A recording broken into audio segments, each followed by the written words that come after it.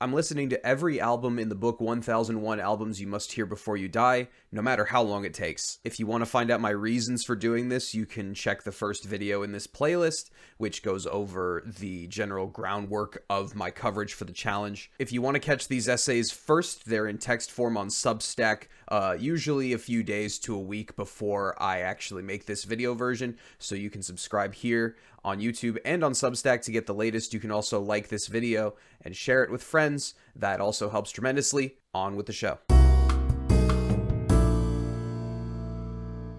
On days 16 and 17, I listened to the Chirping Crickets, the aptly titled 1957 debut album by the Crickets, and 50 Cent's debut album, Get Rich or Die Tryin' from 2003. One of the neat things about this challenge is that it gives me a way to talk about albums which I would never think to compare otherwise. In the previous video, I discussed albums by Kid Rock and Miles Davis, albums which couldn't be further apart from each other in terms of quality and craft. But for this analysis, I'm thinking of things less in terms of quality and more through the lens of history. I was alive in 2003, and I remember hearing In the Club on the radio when my mom would take me to appointments or to pick up my brother from daycare or to go to the grocery store, what have you. But the wider world of hip-hop and the culture surrounding it was totally alien to me. I'm white, I'm from the suburbs, and I was 5 or 6 years old. It would be over a decade after I first heard In the Club before I started really learning about the history of hip-hop, and even longer before I retraced my steps to the mainstream of the genre in the 2000s specifically.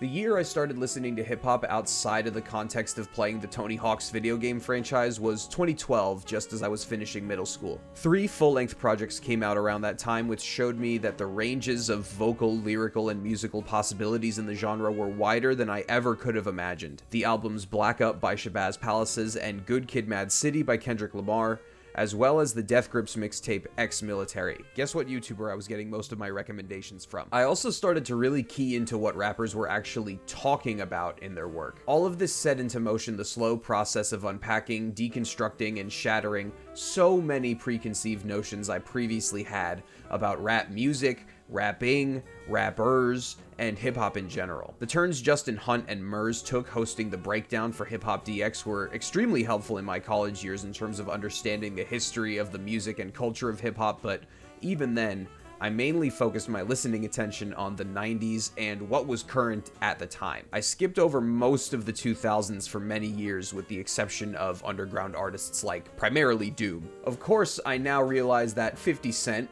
Curtis Jackson, was nearly impossible to miss if you were actually a full-grown adult in 2003 and paid any amount of attention to current hip-hop events of the day. While I was learning about the Founding Fathers, times tables, and the Recorder, Jackson, among other things, released 2 of the best-selling rap albums of all time, had beef with the game while they were both members of G-Unit, as well as with Ja Rule, Jadakiss, Fat Joe, and Cam'ron, and he made boatloads of money when the company that makes vitamin water got sold to Coca-Cola. Despite Jackson's undeniable commercial and business success, it's clear that he's entered legacy act status within the hip-hop industry. He's occasionally still a rapper, but nowadays he's much more of an entrepreneur. He hasn't released an album in over a decade, with his main contributions to music since 2014 having been in the form of features on other people's work, which seem to come fewer and further between over that time. Jackson's most recent high-profile appearance was as a surprise guest in the Super Bowl 56 halftime show in 2022, a hip-hop nostalgia bomb for Gen Xers and Millennials, which also starred some of his fellow Shady and Aftermath heavyweights, Dr. Dre,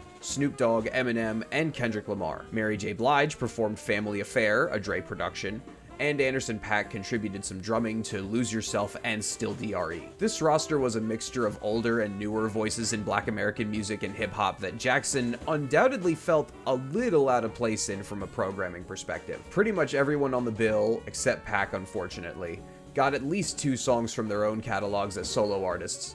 50 only got to do In the Club. You could accuse him of coasting off of his first ever #1 song for 2 decades, but if I made In the Club, I would probably do the same exact thing. It's one of the best radio rap songs of any era. The beat is another Dre production with some memorable string stabs and hard-knocking drums over which 50 essentially makes his thesis statement as an artist. He's a hustler, he never stops grinding, he likes to party, and he's a very bad boy. His flows are level-headed and effortless. What more, could you want? Get Rich or Die Tryin' doesn't stray too far from the template of Indie Club, although some songs are more obviously for the charts than others. It certainly paid off since this album had the highest first week sales of any rap album released in 2003, but my experience with albums like this is heavily colored by my experiences online. In this day and age, music fans on the internet don't seem to think of Get Rich or Die Tryin' all that fondly. Rate Your Music has this pegged at a 3.32 out of 5 with about 10,000 ratings. For comparison, Outkast's Speakerboxx The Love Below, which had the second highest first week sales for a rap album the same year, is sitting at a more respectable 3.61 out of 5 with around 13,000 ratings. It seems like the snobs don't care much for 50's brand of gangster rap. While I think Get Rich or Die Tryin' is overall pretty great, I can see why it's lost some of its cultural cachet. It certainly didn't reinvent the wheel or present a new paradigm for the genre. It mostly succeeds off the strength of 50's style and charisma on the mic. His pen can seem a little rudimentary at times, but he's extremely believable as a character in the world his lyrics present to the listener. His work brings Biggie and Tupac to mind, although 50 is far more focused on the good times. That's just the difference between the classic gangster rap era and the later bling era. Even at their seediest, the stories 50's songs tell always have a catchy hook that feels like it was designed for airplay. So yes, if you're willing to surrender yourself to a bunch of similar stories of shootouts with cops, selling crack, smoking cannabis, escapading with women, hustling and grinding, you'll find more than a few excellent songs. The first four, What Up Gangsta, Patiently Waiting featuring Eminem, Many Men Wish Death, and In the Club are the best run by far, but there's not a weak link on the track list even when you get to the bonus tracks at the end. Calling Ja Rule a wanksta is very funny no matter what side of that beef you're on. PIMP and 21 Questions featuring Nate Dogg Rest in Peace are not to be missed either. Jackson infamously lost a sales war against Kanye West in 2007, and it marked the end of an upward trend of success he had been on since Get Rich or Die Tryin' 4 years prior. Jackson and West both released albums on September 11th of that year, and Jackson was so sure he'd outsell West that he said he would quit music as a solo artist if West outsold him. When West's album Graduation outsold Jackson's album Curtis by almost 300,000 units in the first week of their release, it marked what, from my point of view as a relatively new observant of hip-hop culture, looks a whole lot like the end of the classic gangster archetype for mainstream chart-topping rappers. Hip-hop's biggest current superstar in the classic tradition of the genre, the aforementioned Kendrick Lamar, is undoubtedly inspired by the gangster rap era and maybe even the bling era to a degree. Despite that, his music comes from the perspective of someone who grew up in the midst of gang violence and hood politics, but chose to reject them in favor of bettering himself and his community in a more positive way. 50's image as a rapper was, instead, shaped by an embrace of those things. So many famous 50 Cent lines are about the literal bullets he took as a result of a kind of hood politics. Read up on the story behind his shelved debut EP Power of the Dollar, and specifically the song Ghetto Quran, if you want to know more about that. Hip-hop's mainstream is simply interested in other things now. Obviously, Jackson didn't quit in 2007, and as evidenced by Super Bowl 56, he and many of his fellow 2000s rap stars still remain very relevant in the 2020s, even if it's not to the same extent it was 20 years ago. In the Club being 50 Cent's only solo song at that halftime show might not be an indictment of his influence, but a sign of it. What everyone else needed at least 2 songs to do, he did with just 1.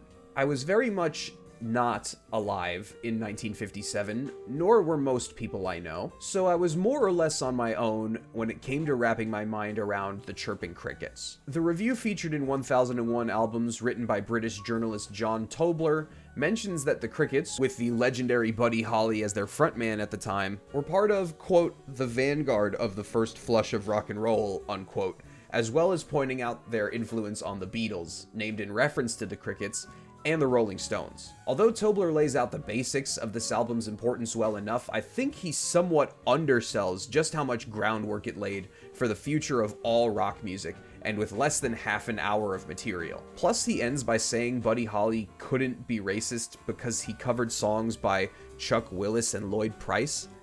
Is that an accusation I'm unaware of from which Holly needs defending? Admittedly, I'm not all that thrilled by the actual music on display. Mainly, it comes down to the incessant backing vocals, which really distract from everything else going on. This is well-played rockabilly stuff, but only when you can actually hear it. Apparently, a re-release came out in 2023 that includes a version of the album with no backing vocals. I've yet to track it down, but I wonder if it would be any better. What does blow my mind about the Chirping Crickets is that it's one of the first albums to feature the standard 4-piece rock band instrumentation: lead and rhythm guitars, bass, and a drum kit. This is the model for the Beatles and Stones, which in turn is sort of the model for every other white rock band that came after. If you were to delete this album from history, things would look radically different. Rock and roll would probably still have happened, but then the Beatles would probably still have been called the Quarrymen or something.